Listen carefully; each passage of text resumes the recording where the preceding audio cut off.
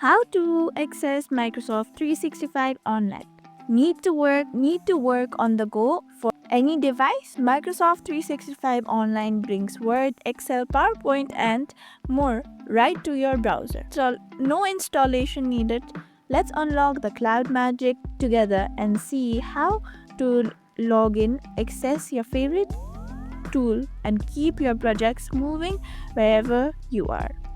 Firstly, open your browser and then go to office.com and then click sign in and enter your Microsoft account and your credential, whatever is asked. Then once you are logged in, you'll see apps like Word, Excel, and many more. Here you can see apps. If you go Word, Excel, PowerPoint, and many are here. So choose any one of it which you are looking for and then use it. Pro tip. Using the app launcher, the 9-dot grid on the top left to quickly switch between apps. You can use it. Now you can work from home, office, or even from your favorite cafe.